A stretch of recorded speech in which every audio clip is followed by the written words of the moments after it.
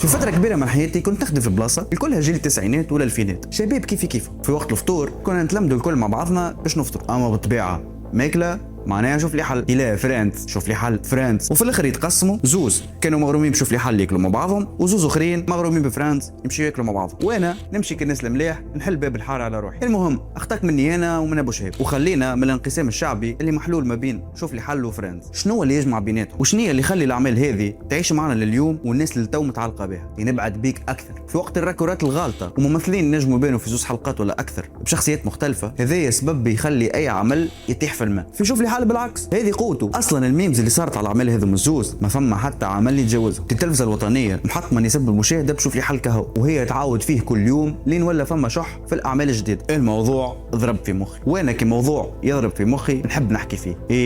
ما عادشكمش نحكي فيه كيما معاك صديقي وصديقتي. اخي عندي غيركم انا، يا مالا جيب عشاك ولا قهوتك ويجا نحكيو فيه.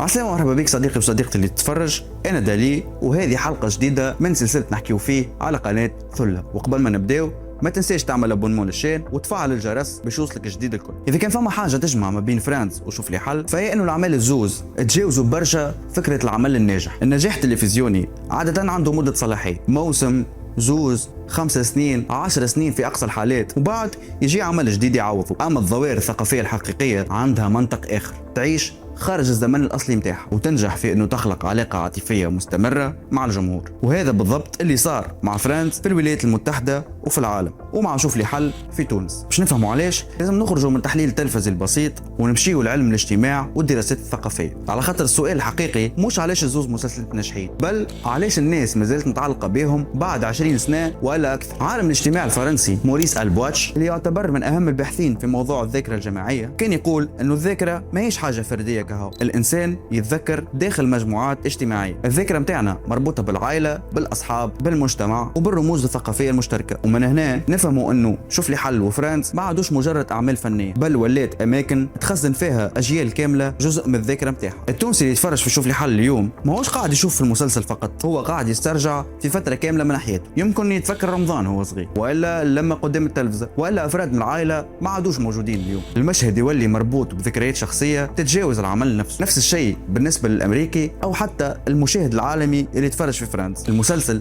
ولا مرتبط بمرحلة معينة من حياته، بالتالي العودة ليه هي في الحقيقة عودة لجزء من ذاته. لهنا بالضبط يولي العمل من منتج ترفيهي إلى وعاء للذاكرة الجماعية. نقطة أخرى مهمة برشا أنه زوز أعمال خلقوا بما يسمى في الدراسات الثقافية بالعالم المريح. الباحثين في الإعلام يستعملوا ساعات مصطلح اسمه كومفورت تلفزيون، أي التلفزة اللي تمنح المشاهد شعور بالراحة والاستقرار. في زمن الحروب والأزمات والتوترات اليومية الإنسان يميل أنه يرجع للأعمال يعرفها بالباهي. تتفرج في فريندز تعرف مسبقا أنه راس is in a break، وأنه تشاندلر is sarcastic، وأنه جوي doesn't share food. كي تتفرج في شوف لي حل تعرف مسبقا طريقة تفكير الأسبوعي ومصايبه وردود فعل سليمان الأبيض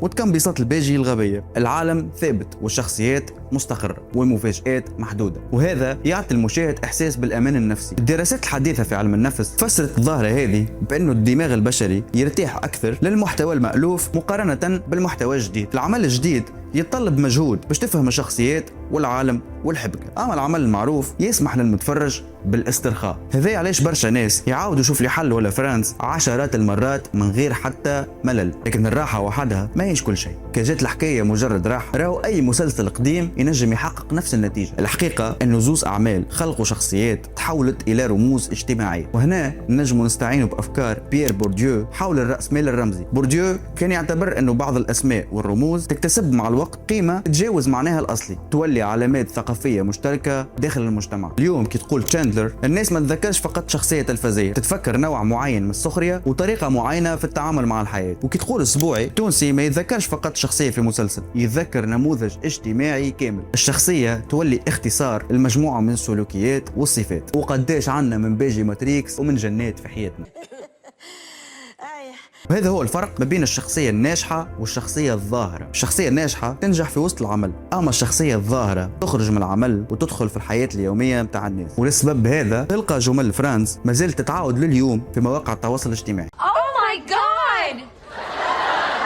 صح، ونفس الشيء بالنسبة لشوف لي حل. سليمان يا سليمان. عبارات الشخصيات خرجت من المسلسل وولات جزء من اللغة اليومية عند الناس، وهذه مرحلة ما يوصلها كان عدد قليل برشا من الأعمال. جانب آخر مهم هو أنه زوز أعمال قدموا صورة مثالية نسبيا على العلاقات بين الناس. في فرانس المجموعة تبدأ ديما متماسكة، يتعاركوا، يختلفوا، يغلطوا في حق بعضهم، لكن في النهاية يبقاو قراب من بعضهم. وفي عالم تكثر فيه العزلة والوحدة الصورة هذه تولي جذابة برشا. أما في شوف لي حل، العمارة تمثل صورة مصغرة على المجتمع التونسي كما يحبوا الناس انهم يراوا. صحيح فما مشاكل وخلافات ومشاحنات، لكن في النهايه يبقى ديما التضامن موجود. الناس تعرف بعضها وتدخل لبعضها وتتقاسم الافراح والاحزان. حتى المكان في زوز اعمال تحول للرمز ثقافي. مجله Architectural Digest نشرت تحليل حول فرانس كيفاش ديكورات الشقق وسنترال بارك ولات شخصيات بحد ذاتها. الناس تمشي اليوم تزور المباني المرتبطه بفرانس في نيويورك، رغم اللي التصوير الحقيقي صار في لوس انجلوس. المكان ولا جزء من التجربه العاطفيه للمشاهد. في شوف لي حل العماره تلعب نفس الرول. العماره مش مجرد مكان للأحداث، هي العالم كامل، هي المسرح اللي تتقابل فيه الشخصيات وتتولد فيه الصراعات وتتكون فيه الذكريات. بعد سنوات من المشاهدة المتفرج ما عادش يحس روحه داخل المسلسل، بل داخل مكان يعرفه وحافظ التفاصيل. وحتى كي نقلت العالم تاع سليمان الابيض للنصر وحبوا يحلوا اكس جديد، العمارة بقات جزء منهم يعيش فيهم ويعيشوا فيه. وحتى في محاولة الهروب نحو الفردانية والتحضر سوا ديزان، الاصل الاجتماعي قديما موجود. من هنا نجموا نفهموا انه زوز اعمال ما ينقلوش الواقع كما هو، بل كما يتمناه الناس انه يكون. لهنا تكمن القوة الحقيقية متاعهم. الفيلسوف الألماني إرنست بلوخ كان يتحدث في فلسفته على مبدأ الأمل، أي حاجة الإنسان الدائمة إلى صور تعطيه أمل في حياة أفضل. فرانز يقدم أمل للصداقة الدائمة، شوف لي حل يقدم أمل المجتمع المتماسك، وربما هذا سبب تمسك الجمهور بهم، حتى هو يعرف أنه الواقع معقد أكثر ببرشا. إذا تأملنا أكثر في بنية الأعمال الزوز نلاحظوا نقطة أخرى عندها أهمية كبيرة: غياب الأبطال الحقيقيين. في معظم الأعمال الدرامية فما بطل رئيسي تدور حول الأحداث، أما في فرانز وشوف لي حل البطولة جماعية، ما تنجمش تختزل العمل في شخصية واحدة. العالم كله قائم على توازن مجموعة من الشخصيات، والاختيار هذا ما هو صدفة، خاطره يسمح للمشاهد أنه يلقى شخصية قريبة منه، شخص يرى روحه فيه أو يتمنى أنه يكون كيفه. وكل ما يكثر عدد الشخصيات المؤثرة زادت فرص ارتباط العمل بالجمهور. الباحث الأمريكي هنري جينكنز أحد أهم الأسماء في دراسات الجمهور، يفسر أنه المتفرج ما يستهلكش العمل الفني وكهو، بل يشارك في إعادة إنتاجه داخل مخيلته. كل شخص يخلق علاقة خاصة مع شخصية معينة أو مع موقف معين، وقتها يولي العمل جزء من هويته الشخصية. وهذا يفسر علاش تختلف الشخصية المفضلة من شخص إلى آخر في فرانز ولا في شوف لي حل، خاطر كل مشاهد يبني تجربته الخاصة داخل نفس العالم. ومن العوامل المهمة زادة أنه زوز أعمال وثقوا لحظة انتقالية مهمة في المجتمعات نتاعهم. فرانز جاء في فترة شهدت تحولات كبيرة في المجتمع الأمريكي، جيل كامل كان يعيش بين زوز عوالم، عالم الأسرة التقليدية وعالم الفرد المستقل. المسلسل وثق المرحلة هذه بطريقة غير مباشرة. أما شوف لي حل جاء في مرحلة تعيش فيها تونس آخر سنوات قبل الثورة. تتفرج فيه الناس اليوم هما ما يراوش فقط شخصيات مضحكة، بل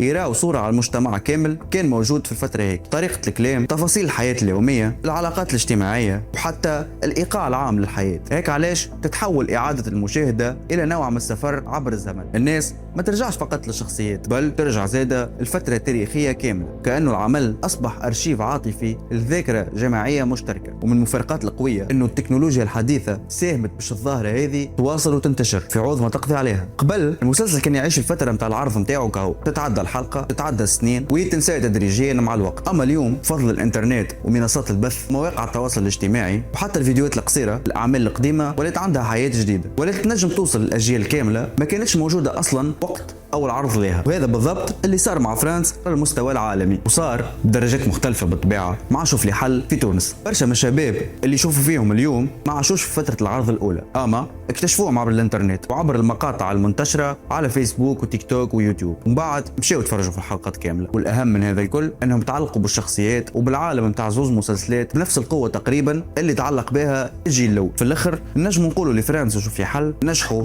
في حالة نادرة برشا في الثقافة الشعبية، أنهم يكونوا أبناء فترة زمنية معينة وفي نفس الوقت ينجحوا باش يتجاوزوا الفترة هذيك. صحيح هم خرجوا من التسعينات والألفينات، وصحيح يحملوا بصمة المرحلة هذيك في اللبسة وفي طريقة العيش وفي العلاقات الاجتماعية، أما ما بقاوش محصورين فيها، بل بالعكس ما زالوا لليوم قادرين أنهم يخاطبوا جمهور جديد. خاطر المواضيع اللي يحكيوا عليها ما تموتش مع الوقت: الصداقة، الجيرة، الحب، الخلافات اليومية، الإحساس بالوحدة، الحاجة للانتماء، والبحث على بلاصة يحس فيها الإنسان انه هو بين اهله وناسه. ولسبب هذا بالذات كي نحكيو اليوم على فرانز ولا شوف لي حل، ما نحكيوش فقط على زوج مسلسلات كوميديه نجحوا في وقتهم، نحكيو على جزء من الذاكره الجماعيه متاع ملايين الناس، وعلى جزء من التاريخ العاطفي للاجيال كامله. المسلسل العادي يوفى وقت اللي توفى الحلقة الأخيرة، أما الظاهرة الثقافية الحقيقية تبدأ حياتها طويلة بعد النهاية، وهذا بالضبط اللي خلى فرانز يولي ظاهرة عالمية لحد اليوم، اللي خلى شوف لي حل يبقى واحد من أهم وأقوى الظواهر التلفزية في تاريخ تونس الحديث. وبالمناسبة شاراوت لزملائي وزميلاتي السابقين اللي مغرومين